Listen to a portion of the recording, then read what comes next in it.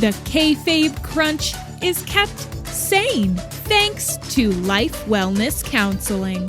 Our licensed internet therapists are available 24/7, but only via text chat, as video calls make them uneasy. Check in with your personalized mind guru on the go by downloading our app from LimeWire. Life Wellness Counseling. Think yourself fine. The Kayfabe Crunch. It's Tuesday. You know what that means. Well, personally, I'd start by removing the antlers. Good news! This is your Kayfabe Crunch for Tuesday, December 29th, 2020. I'm Sam, Saxton Nation. Coming up, we have all the latest from Raw, plus we hand out our first annual Crunchy Awards.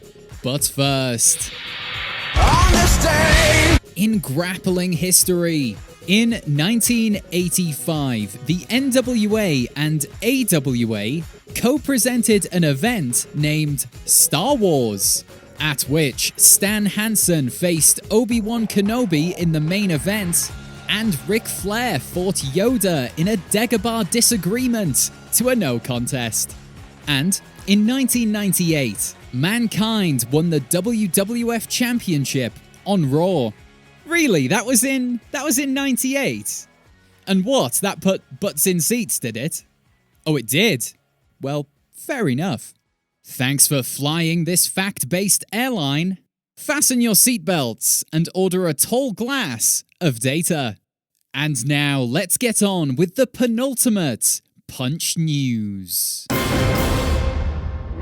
Top story, 0.75 brogue kicks on the dollar. McIntyre opened Raw by once again recapping his 2020. Rumble? Check. Lesnar? Check. Beating Orton, then losing to Orton, then winning the title back from Orton. Check, check, check. One man's rise to the top, condensed into 3 sentences every week. He thanked the fans for rallying behind him this year. He's a big lad, I'd feel safer too.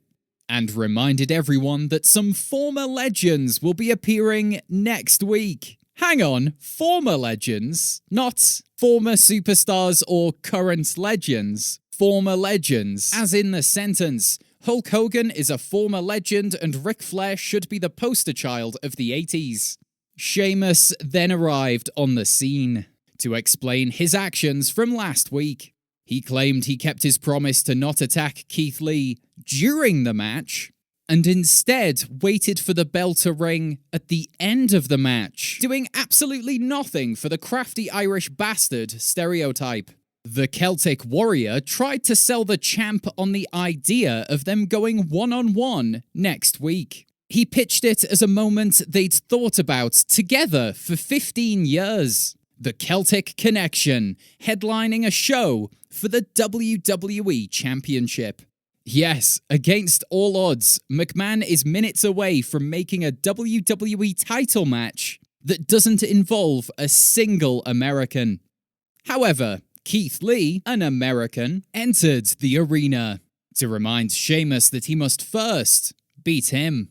Lee stated that Drew's word now means less than nothing, and that when the bell rings, he'll beat an apology out of Sheamus, just like a good guy would. Before the bell could ring, Sheamus hit a half-powered brogue kick, followed by a quarter-powered brogue kick, which equals 0.75 of a brogue kick across 2 separate attacks. No power at all. And that's presumably why Keith Lee won the match, and is now the #1 contender who will face McIntyre next week on Raw Legends Night. So, as a responsible news network, we have to ask, will a legend help Keith Lee capture the title?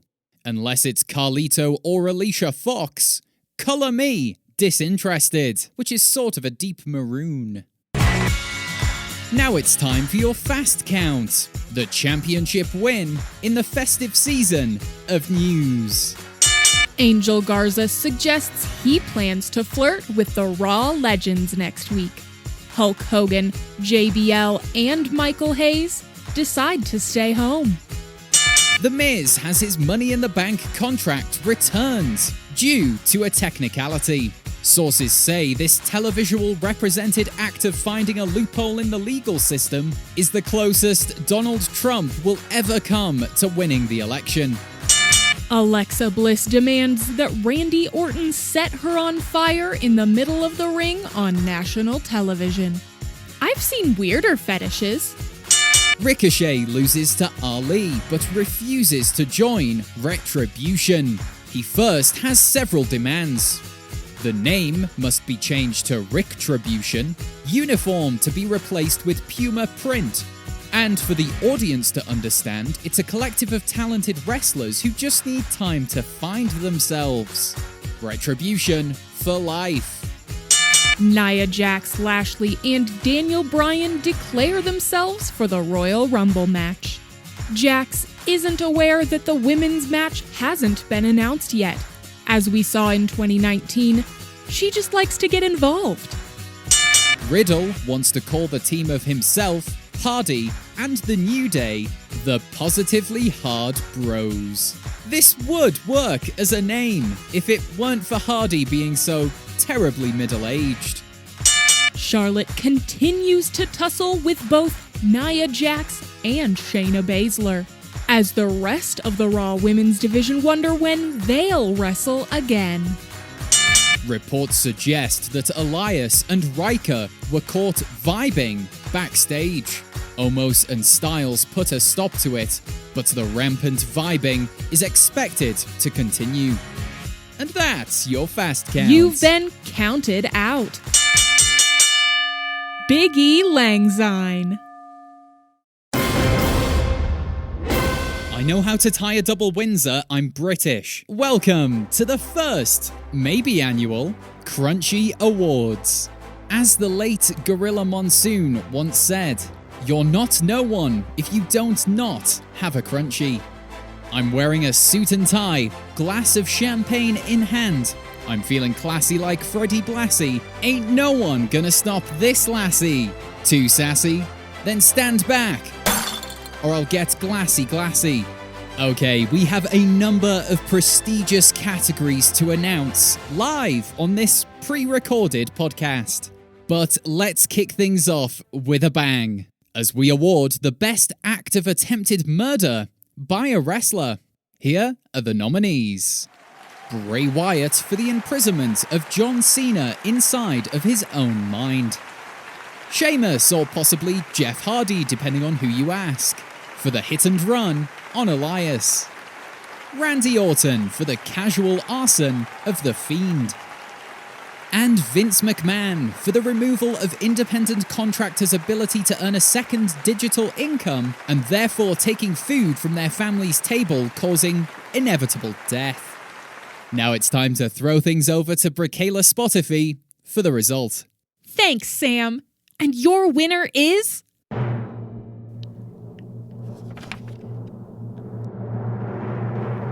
Randy Orton for roasting a demon at 700 degrees. This is Randy Orton's first Crunchy, and I don't know why I'm providing commentary as though someone is walking towards a stage. We have no guests here tonight. This isn't real. Congratulations, Randy. Don't set fire to the trophy, you cheeky snake. Seriously, don't. It's made from chocolate and will melt. Moving on to our second category, Best Lady Wrestler.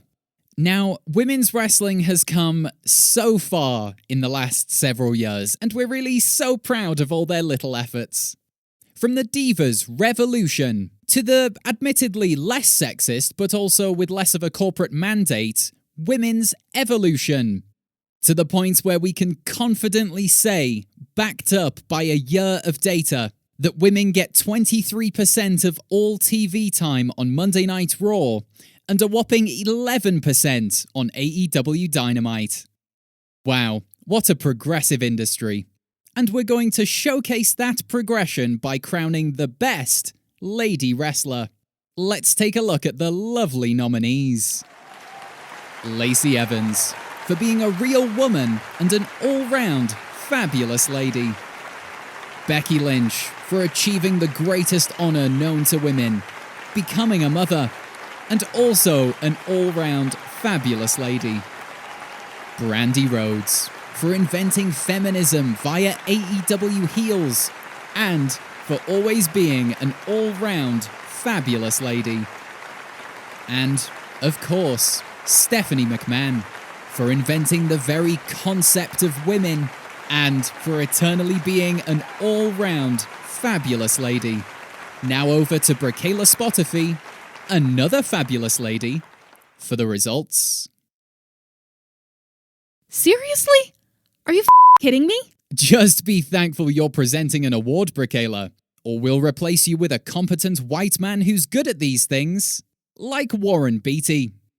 And the award for Best Lady Wrestler goes to Brandy Rhodes for inventing feminism. Absolutely no mention of NXT in these nominations. The best cohesive division of any gender, I might add. Sasha Banks is also not on this list. Current SmackDown Women's Champion, former Tag Team Women's Champion. Thank you, Bracayla, and congratulations to Brandy Rhodes. There's no telling where women's wrestling could be without you. Sorry, would be. That's would be, not could be. That's a silly typo. Okay, now it's time for our final award of the evening. It's the prestigious, the coveted, the highly sought after, the renowned, the illustrious, the acclaimed. I'm going to close this thesaurus.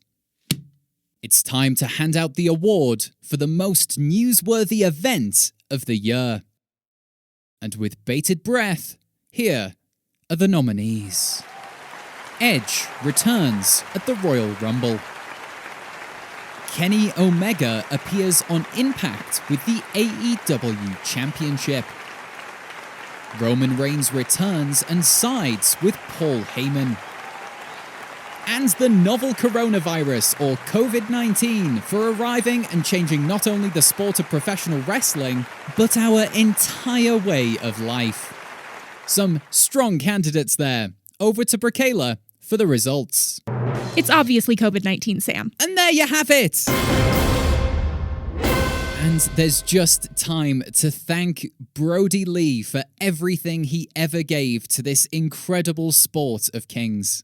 A well-respected and well-loved family man who was always one of my personal favorites. To me, he exemplified creative expression over corporate greed. He recently taught us the importance of betting on yourself. And to do that as a public figure is just about the most inspiring act. So truly, Brody Lee, thank you. Join us next Tuesday for our final episode when we'll ask... Sorry, it'll be a very normal episode and not experimental in any way. He said kayfabely. And remember, you can support this podcast by listening back to episodes you might have missed. This is issue 99, but maybe you haven't heard 56. Perhaps you skipped over 73. Come on, at least once you have to try 69. This has been the Kayfabe Crunch, your not quite daily, not quite news bump for the world of professional wrestling. The Kayfabe Crunch is kept sane thanks to Life Wellness Counseling. For just $9.99 every 9 days, cover up to 9 members of your found family. Engage in group therapy conference calls. But don't talk unless you're holding the spoon. We understand that mental health professionals have been overworked in 2020. So that's why we employ aspiring influencers. The Kayfabe Crunch.